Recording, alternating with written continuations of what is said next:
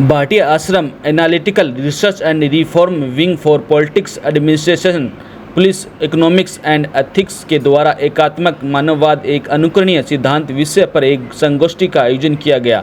कार्यक्रम में मुख्य अतिथि के रूप में राष्ट्रीय स्वयंसेवक संघ श्री गंगानगर विभाग प्रमुख चमन लाल और प्रमुख वक्ता के रूप में इंदर गोदारा उपस्थित रहे।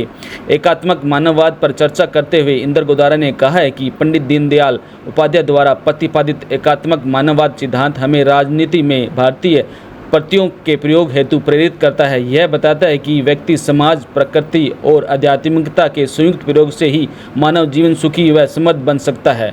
शिक्षाविद प्रवीण भाटिया ने बताया है कि भाटिया आश्रम analytical research and reform wing for politics administration police economics and ethics का उद्देश्य मानव जीवन के राजनीतिक, प्रशासनिक, कानून और व्यवस्था, आर्थिक तथा नीतिगत पहलुओं पर विचार करते हुए एक निष्पक्ष व प्रबुद्ध युवा का निर्माण करना है, जो ऊर्जावान तथा बौद्धिक दृष्टि से निर्णय लेने में सक्षम हो और राष्ट्र निर्माण में अपनी भूमिका अदा कर सके।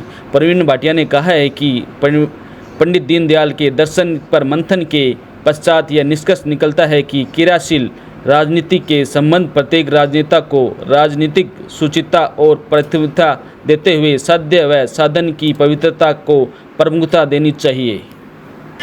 मैं नीति शास्त्र के बारे में बात करूं तो मैं महसूस करता हूं कि नीति शास्त्र का जो लक्ष्य है वो है जो ईश्वर है, जो देवता है, वो हमें भौतिक सुख सुविधाएं प्रदान करें।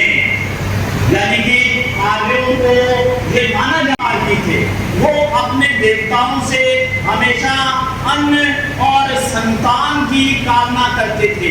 इस बात की कामना करते थे कि उन्हें गायों की अधिक से अधिक प्राप्ति हो सके। बात के बारे में जानकारी दे दी, लेकिन मैं इस पर एक पुनः चर्चा आपसे करना चाहता हूं।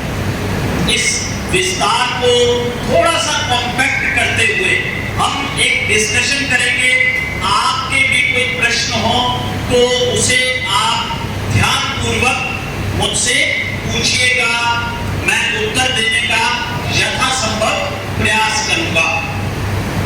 सबसे पहले मैं ये बताना चाहता हूं कि भाटिया आश्रम analytical research and reforms wing for politics administration police economics and ethics की जरूरत क्यों पड़ी। एक लंबे समय से मैं महसूस कर रहा था कि बहुत सारे बिंदुओं पर आश्रम को काम करने की आवश्यकता है, ताकि युवाओं के माध्यम से हम समाज में, राष्ट्र में सुधार लाकर हमारे देश की प्रगति में कुछ योगदान दे सके।